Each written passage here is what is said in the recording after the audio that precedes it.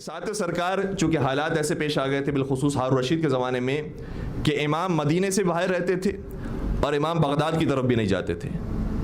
کبھی کبھار درمیانی راستوں کی طرف مختلف علاقوں کی طرف سفر اختیار کرتے تھے تاکہ ہارون رشید امام کو تلاش کر کے امام کو شہید نہ کر سکے, امام کو زندان میں نہ ڈال سکے. ایک مرتبہ امام نے شام کا سفر اختیار کیا اور ایک مقام سے گزر رہے تھے, شام کی پہاڑیوں سے گزر رہے تھے تو دیکھا کہ شام کے پہاڑیوں کے اندر ایک غار موجود ہے اور اس غار میں ایک شخص ہے جو عبادت کر رہا ہے. وہیں پر بیٹھ گئے, ابھی بیٹھے ہی تھے کہ دیکھا کہ ایک جم غفیر ہے جو اس غار کی طرف آگے بڑھ رہا ہے. امام انتظار کرتے رہے کہ یہ کون ہے, یہ ہماری طرف آگے بڑھ رہے ہیں, غار کی طرف آگے بڑھ رہے ہیں, شخص کی طرف آگے بڑھ رہے ہیں. دیکھا تو اتنی دیر میں وہ شخص باہر نکلا غار سے اور لوگوں نے اس کا استقبال کیا.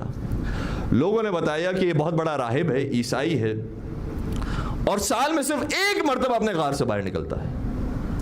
سارا سال عبادتیں کرتا رہتا ہے, ایک مرتبہ غار سے باہر نکلتا ہے اور ہمیں تبلیغ کرتا ہے, ہمیں نصیحت کرتا ہے. یہ نصیحت سننے کے لیے لوگ جمع ہو گئے کہ آج نصیحت سننے کا دن ہے, آج تبلیغ سننے کا دن ہے. راہب نے تقریر کا آغاز کیا, لیکن ابھی تقریر کا آغاز کرنے والا تھا کہ مجمع میں دیکھا کہ ایک شخص موجود ہے جو ان سے مختلف ہے. سوال کیا کہ تم کون ہو, یہاں کے رہنے والے ہو؟ امام نے بیان فرمایا کہ نہیں, ہم یہاں کے رہنے والے نہیں ہیں, کسی اور مقام سے آئے ہیں. فوراً سے سوال کیا, کیونکہ ظاہر یہ بتا رہا ہوتا ہے کہ امام کا باطن کیا ہے. فوراً سے سوال کیا تمہارا تعلق علماء کے خاندان سے ہے؟ امام نے فرمایا ہمارا تعلق جاہلوں کے خاندان سے نہیں ہے. ہم اپنی زبان سے یہ تو نہیں کہتے کہ ہم عالم ہیں, لیکن یہ کہہ سکتے ہیں کہ جاہل نہیں ہیں. کہ اچھا پھر یہ بتاؤ, اگر تمہیں کچھ باتوں کا علم ہے تو یہ بتاؤ کہ تمہارے قرآن کے اندر, تمہاری کتاب کے اندر یہ لکھا ہوا ہے کہ قرآن یہ کہتا ہے کہ شجرہ محمدیہ وہ ہے کہ جس کے صدقے میں پوری دنیا میں نور پھیلتا ہے, اور ہم عیسائی ہیں, ہم یہ کہتے ہیں کہ شجرہ حضرت عیسیٰ وہ ہے کہ جس کے صدقے میں پوری دنیا میں نور پھیلتا ہے. بات تقریباً ہم دونوں کی ایک جیسی ہے, لیکن میرا سوال یہ ہے کہ کیسے ممکن ہے کہ ایک خاندان ایک علاقے میں ایک محلے میں رہتا ہو اور پوری دنیا میں اس کا نور پھیلے؟ یہ تو ممکن نہیں ہے. امام نے جواب دیا, کہا یہ ممکن ہے. کیسے ممکن ہے؟ فرمایا اس طریقے سے ممکن ہے کہ پوری دنیا میں, یہاں تک کہ پوری کائنات میں بھی آپ کہہ سکتے ہیں کہ ایک سورج ہے جو پوری دنیا میں روشنی پھیلا رہا ہے. تو ممکن ہے کہ ایک شخص ہو مگر پوری دنیا میں ہدایت اور نور پھیلا رہا ہو. دوسرا سوال کیا, کیا یہ بتائیے کہ آپ کے رسول سے بھی ہم نے سنا ہے کہ فرماتے ہیں کہ جب کوئی شخص جنت میں جائے گا تو جتنا کھانا چاہے گا کھائے گا اور کھانا اس کا کم نہیں ہوگا, اس کی غذا میں کوئی کمی واقع نہیں ہوگی. یہ کیسے ممکن ہے کہ کھانا بھی کھا رہے ہیں اور کم بھی نہیں ہو رہا؟ یہ تو منطق کے خلاف ہے بات کہ انسان کھانا کھائے اور کھانا اپنی جگہ پر باقی رہے, ختم ہی نہ ہو. یہ کیسے ممکن ہے؟ امام نے کیا خوبصورت مثال دی اور اس منطقی قانون کو کس خوبصورت طریقے سے توڑا ہے.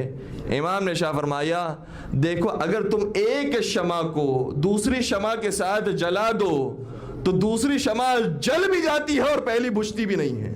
سبحان اللہ, بے شک یہ خدا کا قانون ہے, جیسا بنانا چاہے ویسا قانون بنائے, لہٰذا اس نے جنتی غذاؤں کو ایسا بنایا ہے.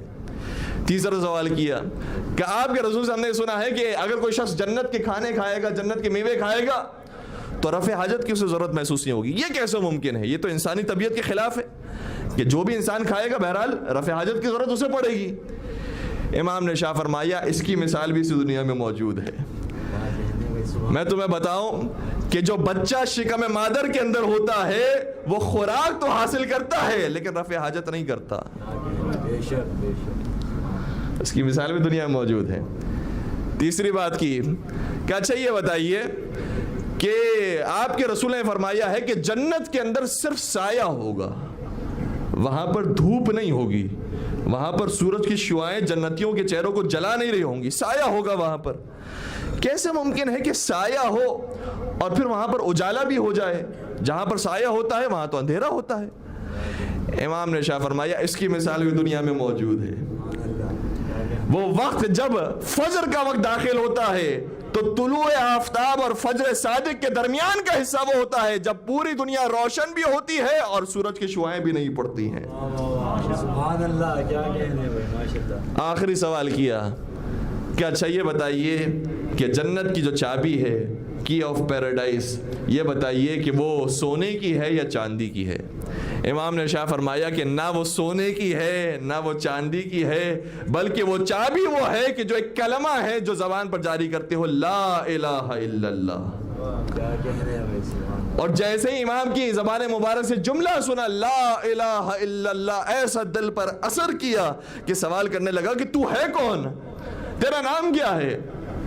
کہا کہ میں عبد خدا ہوں، میں خدا کا بندہ ہوں اور خدا کے آخری رسول کی آل میں سے ہوں۔ کہا تمہارا نام کیا ہے؟ کہا میں نام نہیں بتا سکتا کیونکہ یہاں پر میں حکومت سے بچ کر آیا ہوں۔ کہا تم فکر نہ کرو، یہاں پر کوئی حکومتی افراد موجود نہیں ہیں۔ امام نے فرمایا میرا نام موسیٰ ابن جعفر ہے۔ سمجھ گیا کہ یہ کون؟ جعفر کا بیٹا ہے۔ کہا تو امام جعفر ہے، صادق کا فرزند ہے، اور صلی علی محمد وآل محمد وعجل فرج، کہ تو اسی امام صادق کا فرزند ہے۔ اور جیسے ہی امام صادق کا نام آیا زبان سے جملے جاری کیے، اشہد ان لا الہ الا اللہ و اشہد ان محمد رسول اللہ، میں گواہی دیتا ہوں کہ کوئی معبود نہیں ہے سوائے اللہ کے اور کوئی رسول نہیں ہے آخری سوائے محمد مصطفیٰ کے، اور خود بھی مسلمان ہو جاتا ہے اور اس کے مسلمان ہونے کے بعد سارا قبیلہ مسلمان ہو جاتا ہے۔ سبحان اللہ، سبحان اللہ۔ درود پڑھ دیجئے گا محمد و آل محمد پر۔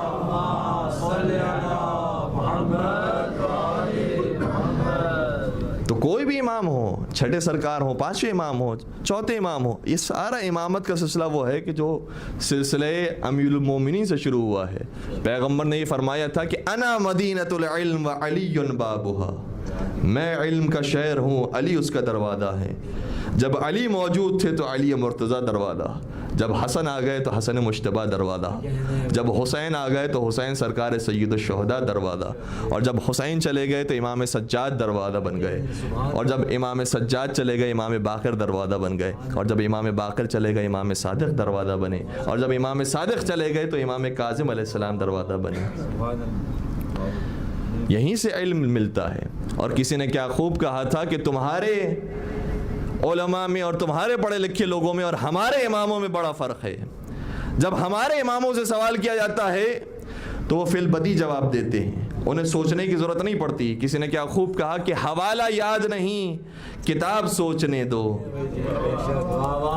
حوالہ یاد نہیں کتاب سوچنے دو، کہاں سے پوچھ رہے ہو نصاب سوچنے دو، کہاں سے پوچھ رہے ہو نصاب سوچنے دو۔ علی کی زندگی میں کوئی ایسا سوال تو لاؤ کہ جب علی نے کہا ہو جواب سوچنے دو۔ تو یہ گھرانہ تو وہ ہے جو فی البدی جواب دیتا ہے، سوال یہاں پر ہوتا ہے، جواب ان کی زبان پر آتا ہے، انہیں سوچنے میں دقت نہیں ہوتی، وقت نہیں لگتا۔ تو علم امام اس مقام پر فائز ہے۔